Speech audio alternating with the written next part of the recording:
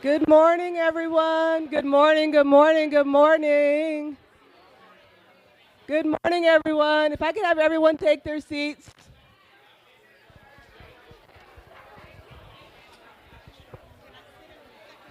Yes, absolutely.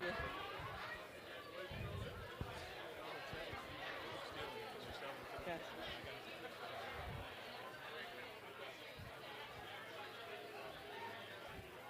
Good morning, everyone. If I could have everyone take their seats, we're going to cut the music down a little bit here.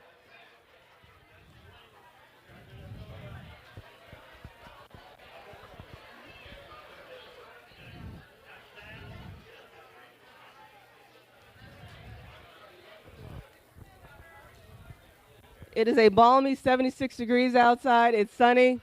For those of you that were at our last event at the 707 Crisis Care Center, it was uh, pouring down rain, 60-mile-an-hour winds. We were afraid the tent was going to blow over. Mr. Fisher, find a seat. You're holding up the show. I'm taking credit for all the good weather. All the good weather. Good morning, everyone. Thank you so much for coming out on this glorious day as we're having a groundbreaking for our 7-mile behavioral health wellness campus. My name is Brooke Blackwell. I'm the Vice President of Government Affairs and Chief of Staff here at DWIHN. I am so happy that you guys are all able to join us this morning. I'm going to turn our wonderful run of the show here over to Dr. Tagg, our board chair. Welcome, welcome.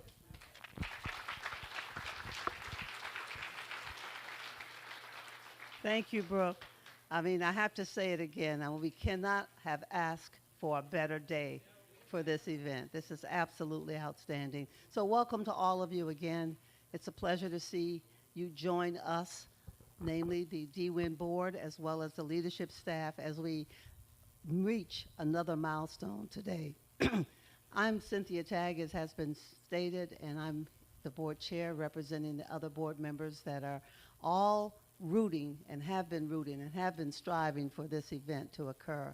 We do have some board members here. I just want to acknowledge, would all the board members please stand up? I see one, I see two. All right. So Bernard Parker, Bernard, raise your hand. Angelo Glenn, he's also a board member. Raise your hand. Okay, and we also have Mr. Tom Adams, who is chair of our SUD advisory board. We also have a former board member here who was a board member. I think she says she's the longest serving board member ever, Miss Constance Rowley. Connie, you want to?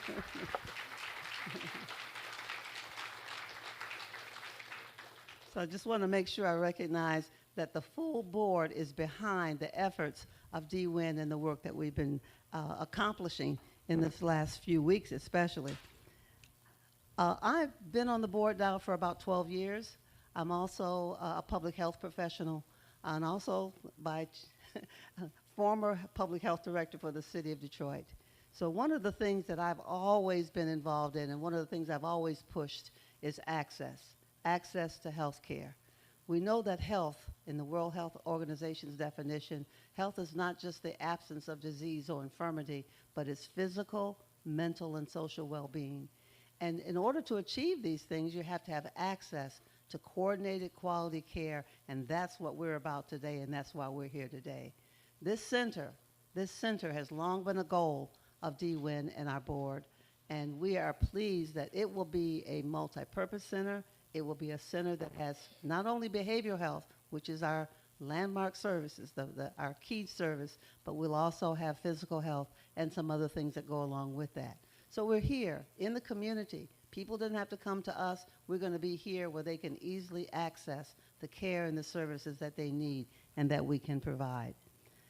Of course, nothing of this nature can be done without partners, and we've got a lot of partners that will be acknowledged today. But first and foremost, I want to thank the executive team of DWIN. I want to also acknowledge the leadership of Mr. Eric Doa, who has grown this organization over the last 3 years that he's been CEO.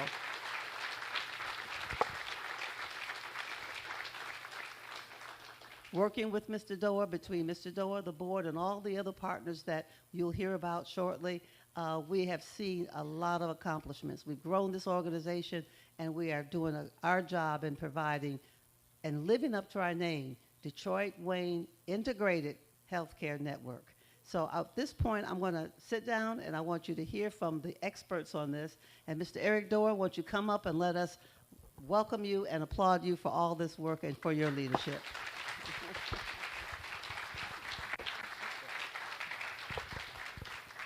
Thank you so much, Dr. Tagg.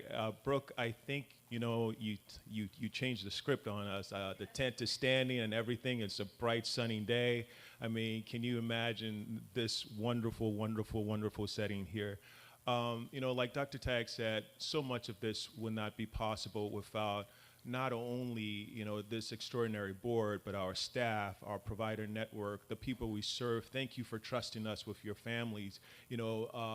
The community, thank you to O'Hara Park for welcoming us into this amazing, fabulous setting you have here, and whatever resource that we can offer, behavioral health, physical health, preventative care, we want to be able to do that. And so thank you for welcoming us.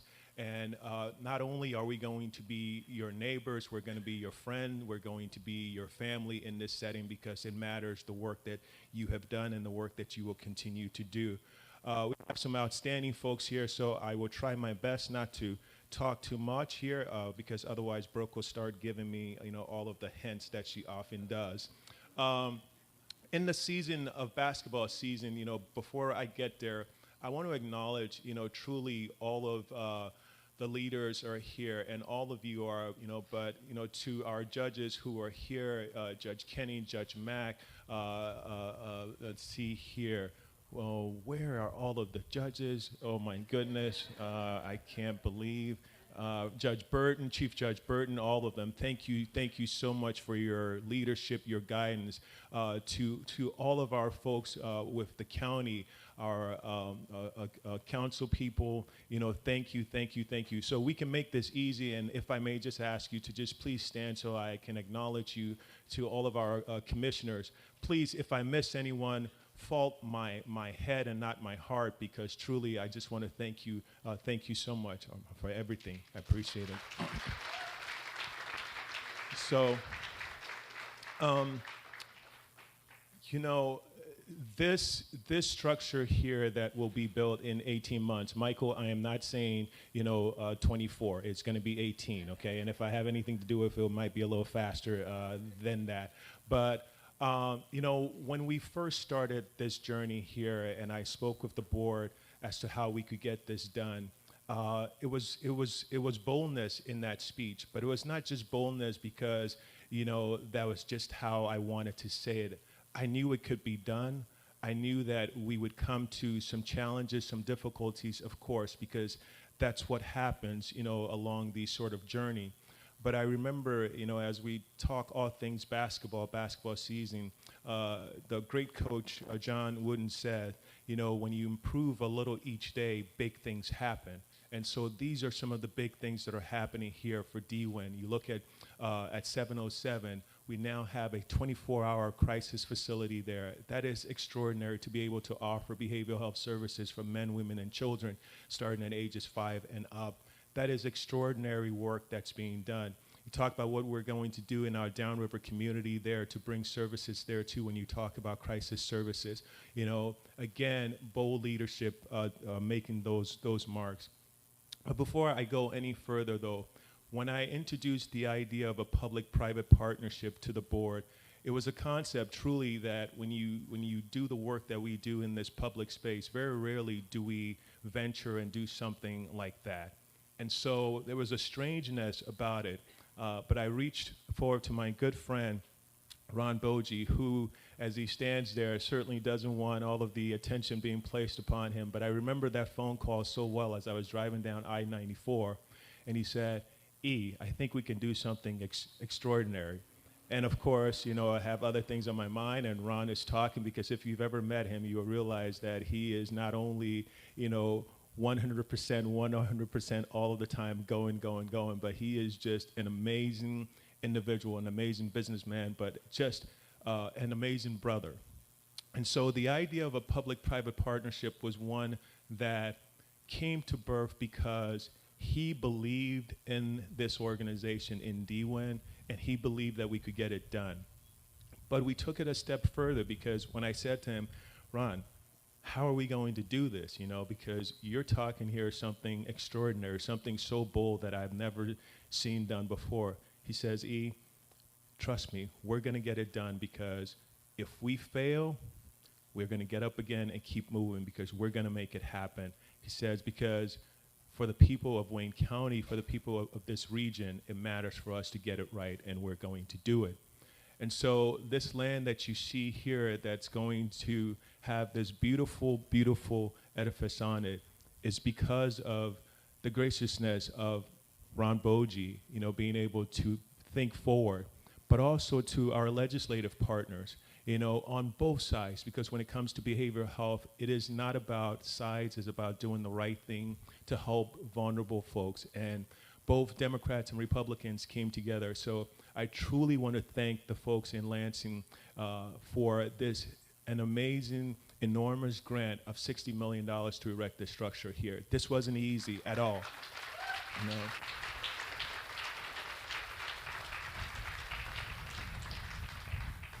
Also want to thank, you know, the governor's office, because again, the tireless work that was put forth by all partners on this. And excuse me, folks, I will take a bit of time, because this is extraordinary work here.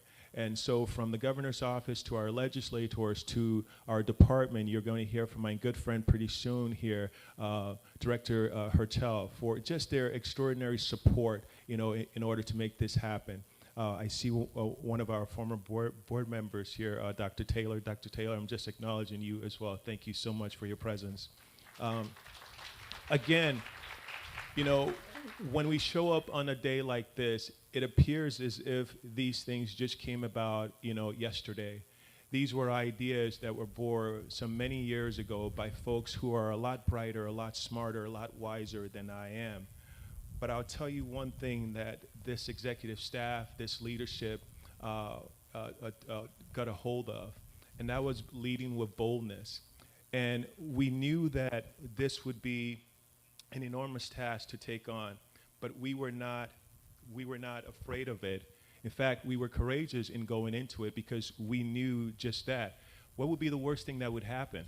We haven't had anything like this before. So if we fail, we would just be right back to where we already started from. And to think about it, it wouldn't even be a failure, because we actually started something that we had never started before. So think about it. Even to fail would have been success. But that wasn't the point, because it wasn't about us. It was about people. It was about putting people first.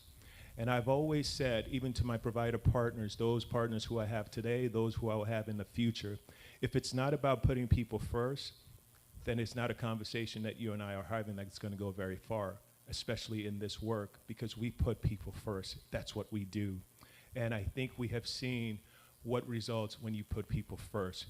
So without going much longer, to my friends at Tetra Tech, you know, thank you so much for actually being able to go in my head and figure out what I was even thinking. You know, to my friends at Krieger-Klatt, thank you for being able to construct something like this, because Mike Maskey, our director of facilities, Mike, when you first introduced that thing to me that looked like a log cabin, I was like, oh no, we can't present a log cabin to the folks at O'Hara Park. We have to come a little correct than that.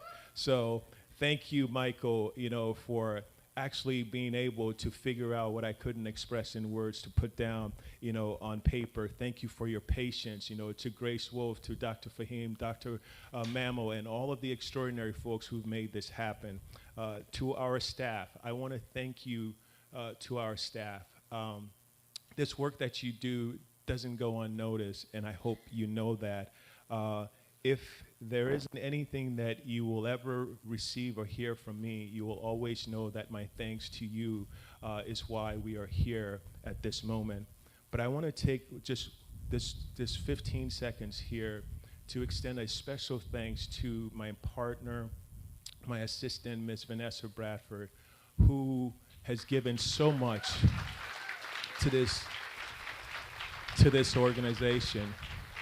And you know, at a point in her career in which she sat down with me to give me some news that were also sad for this organization. It was also an incredible news for she and her family.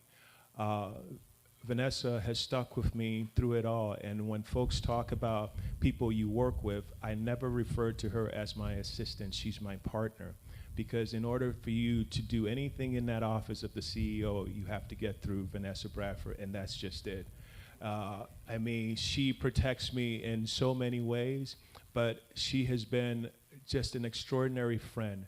And so to Vanessa, there isn't anything that I can ever say to show my appreciation to you, but on this day here, please know that we have moved this far because of your grace, because of your talents, and because of what you have given to this organization. So thank you so much.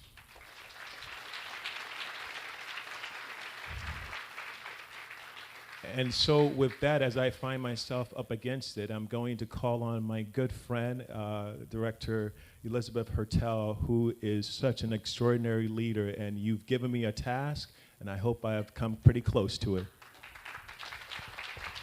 Thank you. Thank you so much, Eric. Thank you so much to DWIHN.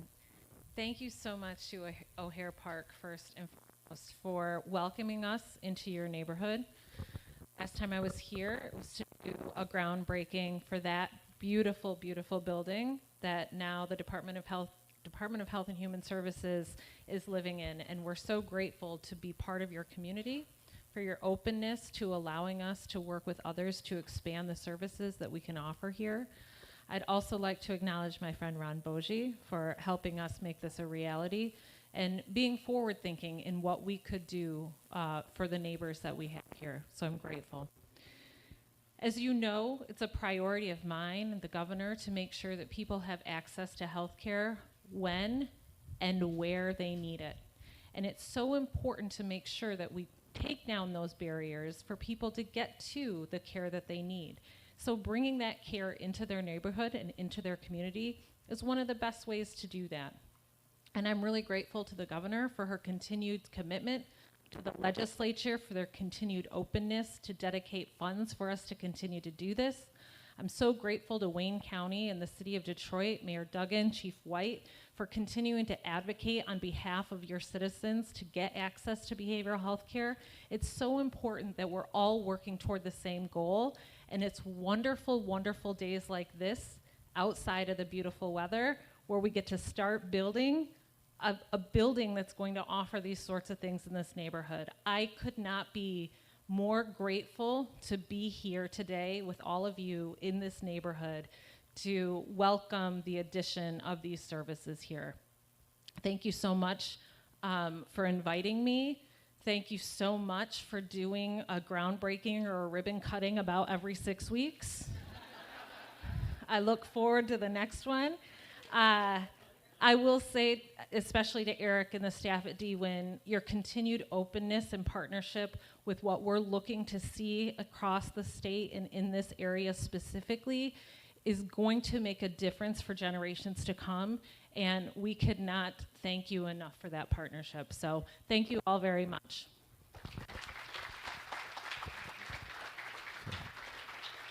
Thank you so much, Director Hertel. Okay, Kevin Fisher, you were talking about my blue suit here, and you said I'm not looking like a lawyer today. So since you've said that, I'm going to bring someone up here who's going to protect me, and that's my own Chief James White, of course, at the Detroit Police Department. Bold leaders lead boldly. This is what they do. I mean, look, you thought that he did something there with the NFL draft. You just don't know what he has in store over here. Chief White.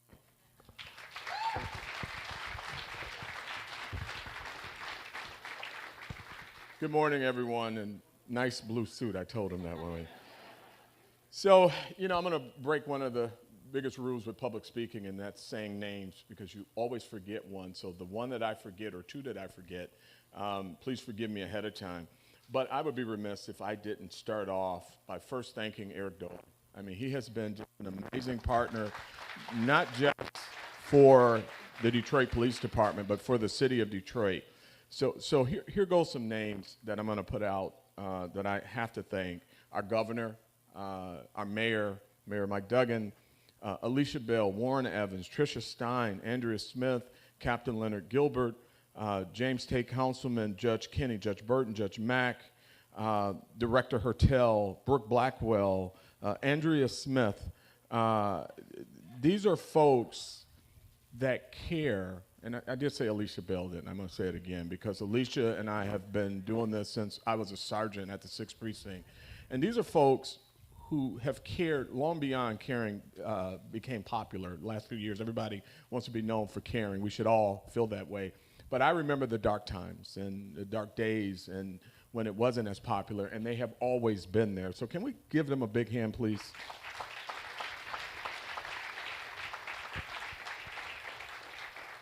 I want to thank all of the partners whose names that I did not mention and for being here today. This is an amazing day for our city. This is an amazing day really for this region. The conversation is changing around mental health, and it's because of all the work that you all are doing in this community that's happening. Our community is struggling with mental health. We continue to see violence. We continue to see violence that is driven by folks who can't make reasonable decisions when they're under pressure. So this is going to be helpful. It's going to keep our community safe. It's going to keep our officers safe. And I hope that this inspires everyone that needs services to come out and get them. I had the privilege of speaking at the Mackinac Policy Conference, and the mayor did a Q&A. A little bit nerve-wracking when you're talking to your boss and you're in a Q&A. But one of the things that came from that, the people that approached, it told me that thank you, because I have a mental health problem in my family, or I have someone that's struggling, and oftentimes I'm reluctant to call the police. I don't know what to do. And so to hear that and to know how many people are dealing with something, or how many people have someone in their family and needs a place to go, and to know that right here in our own city we have now 707, which was activated and used yesterday. So happy to hear that. And certainly this right heart of the northwest part of our city and in our community. So again, Mr. Doe and everyone here, thank you for that. I'm gonna close with something from someone that I have a tremendous amount of respect for, the late, great Dr. Benjamin E. Mays, who's credited with really being the social conscious for, or the intellectual consciousness of the civil rights movement. And what he said was, every man and every woman is born into this world to do something great and something distinctive. And if he or she shall not do it, it will not be done. And I think the names that I've mentioned today have all done something unique and something distinctive, and they're going to leave a legacy behind them for this community. Thank you.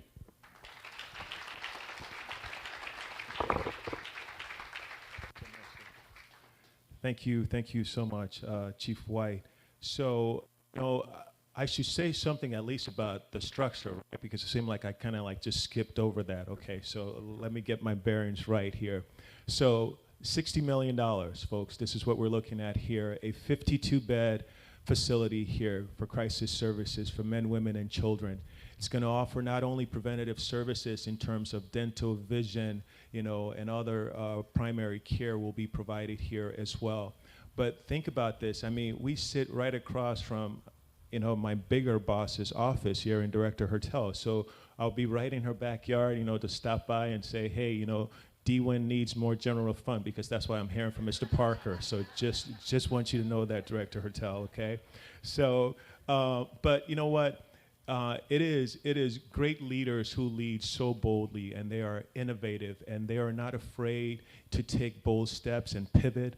And I have so many in the midst right here, but one whom I've worked very closely with is, of course, my own friend, my dear friend, Chair Alicia Bell. Chair Alicia Bell, would you please?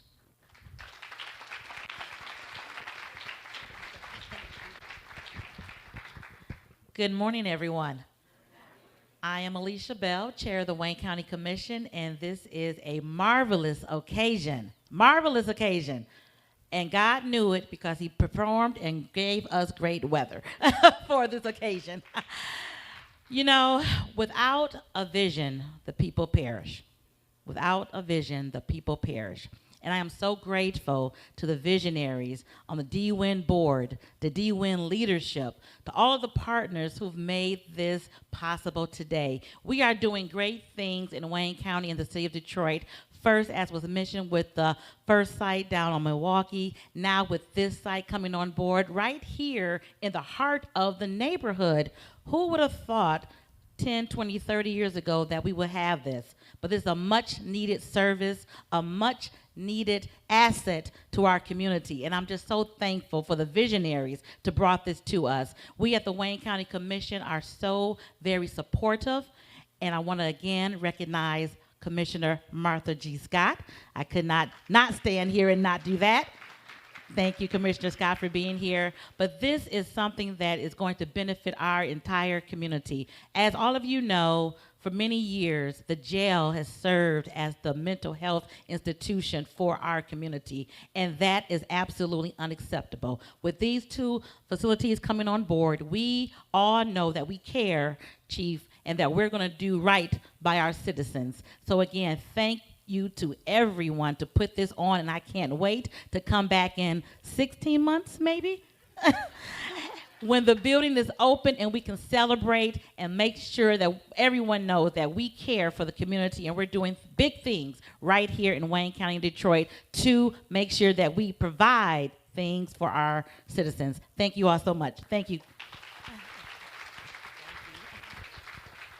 Thank you so much, Chair Bell. All right, so I like the shoe brand Johnson's and Murphy, and I think I wore them out going to Lansing, Ron and I, to speak with legislators. So if I didn't thank them, you know, as boldly as I did, please know that this could not have happened without them. And of course, I'm going to embarrass one of them, but politicians are never embarrassed, are they? We have our own Senator Sylvia Santana, who's in the building here. The extraordinary work that she did on this project for us, second to none.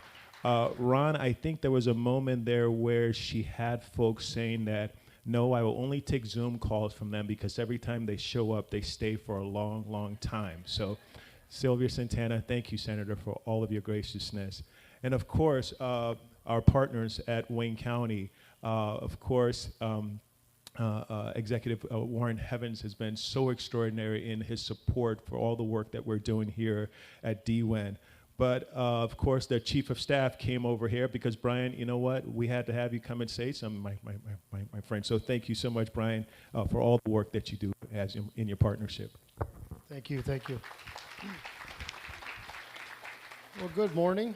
I'll be brief. A year ago in April, we'll go back to April of 2023, Wayne County Executive Warren Evans attended a press conference where he highlighted and addressed the need for additional mental health services.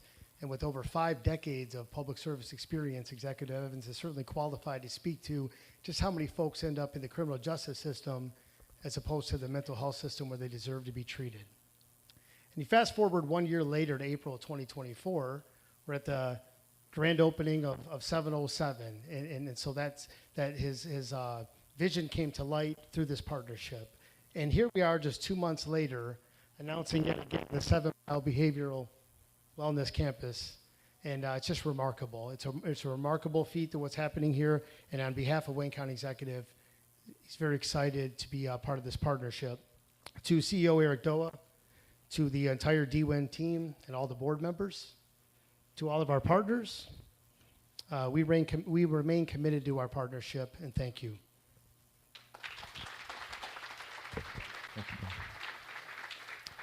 Thank you so much, Brian, for everything. Truly, truly appreciate it. Man, we got some feedback coming here. I hope it's not.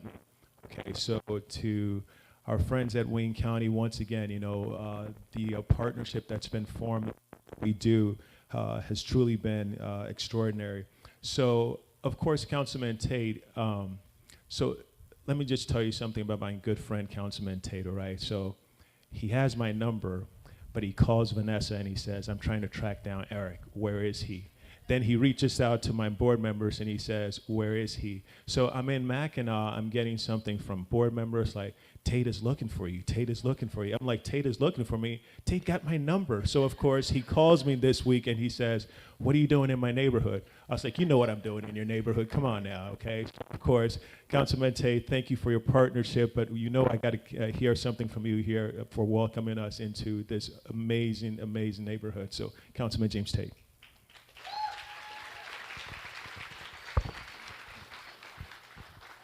So you didn't know he had jokes too, right? Well, good morning, everyone, and welcome to District 1. Oh, yes. This is exciting, right? So today, many days you wake up in the morning, you look at your calendar, you look at your schedule, and you're like, man, I got this meeting I've got to go to. I got this decision I got to make. Today is a day of celebration. I'm waking up, and we're having this celebration today. In a few hours, we're going to be heading over to a school where we're going to be clapping out fifth graders going on to sixth grade, going on to sixth grade, and some other celebrations that are going to be happening today. And I'm just so excited to be a part of these things that are happening in the city of Detroit. And as we talk about those young people that we're going to be clapping out and going from the fifth grade to sixth grade, I always keep them in mind in everything that I do. And I do that based upon my experience. Now, I am the longest serving member on the Detroit City Council currently, and I have represented this area, O'Hare Park, for a number of years, but my connection to O'Hare Park didn't start as an elected official. When I was a young boy growing up, my aunt, Vera Dishman, would pick me up from school, and I would stay over at her home probably some weeks longer than I would at my actual home on where I would lay my head with my parents. Right over there on Asbury Park, right off of 7 Mile. Folks in O'Hare Park have heard this story already, so bear with me.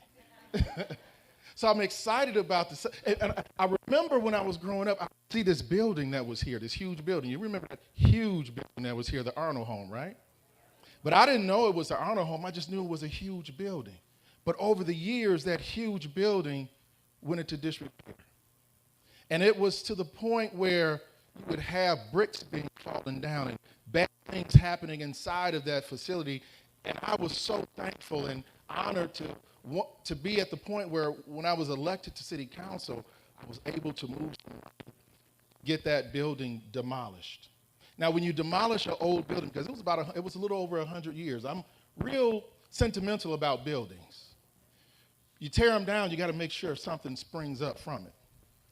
And so 2 years ago, as Director said, 3 years ago, we were here for the groundbreaking for that building that we see right next door. Today we're here for another very wonderful, tremendous, impactful facility that's going to make a difference in our community. And we want to thank DWIHN for being a partner, being here continuously. We always talk about the fact that there's a lot of things going on in the city of Detroit, and many times Detroiters say, well, what's happening in the neighborhoods? What's happening in the neighborhoods? And you go and you explain, and they say, well, what about the stadiums? We don't have stadiums in the neighborhood. We don't have the riverfront, which I love, in the neighborhood, but what we do have are great people in our community, and we have great facilities and great partners in our community. So please give it up for them one more time, DWIHN. This moment, again, is very special to me because we rolled out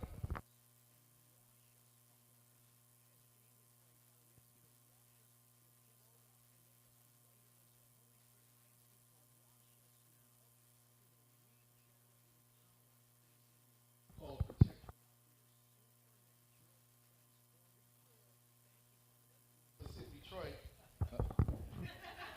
All right, let's see. Okay. Well, we wanted the residents of the city of Detroit to provide us with information on how we can better serve our community. So there's a survey for those of you who have your phone right now. Pull out your phone, please. And I want you to go to Google. You say this to the kids. Kids, pull it out in a minute, right? I'm going to say this later on when I get there to the school. We asked you, go to Google and type in Protect Your Crown Detroit. Protect Your Crown Detroit. And you'll see a survey that we're putting out, that we have put out. And we're looking for 5,000 responses from Detroiters to provide us with what is the true state of mental health in the city of Detroit. And that information would allow us to better identify the resources that we need to address the concerns that you all have let us know are prevalent in our community. And so we're looking for your assistance, looking for direction, And we're going to continue to do everything we can to continue to transform the landscape of mental health in the city of Detroit and beyond. Again, thank you all for being here. We appreciate it. And Eric Doa, thank you so much, my friend. I got to make sure I'm here for the next joke that he has. But thank you all for being here again.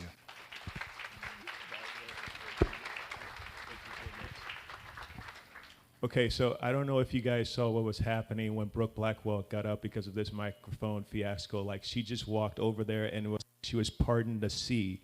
I saw the guys in blue there. They just got out of the way. I saw people running around trying to find batteries. It was like, oh my gosh, Brooke, it's not that serious, okay? We're okay. Everything's going to be fine, okay?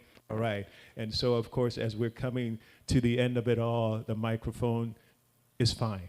We're good. Okay, the bigger thing is here, is the project. So, ladies and gentlemen, thank you so much for your time. Thank you so much for your energy. Tricia Stein, you thought I would forget about you, but I didn't. Tricia Stein with the mayor's office, of course. I bug her continuously because that's what I do. Okay, to our provider partners who are here, to our friends, thank you so much for all of your support. Thank you to our families. You know, thank you to this wonderful staff, to this amazing board, to all of the folks who were here as our guests on this enormous occasion here. So, Brooke, I believe you are supposed to make something else happen. Okay, because I saw you walking. Yes. So now it's time that we all came here for, and that's the actual groundbreaking. So if I could have all of our speakers make your way over. Well, actually, you're going to grab a hard hat first. If I could have some of the staff there help out with the handing out of the hard hats, and speakers, board members, we're going to make our way over to the sandbox where shovels are, and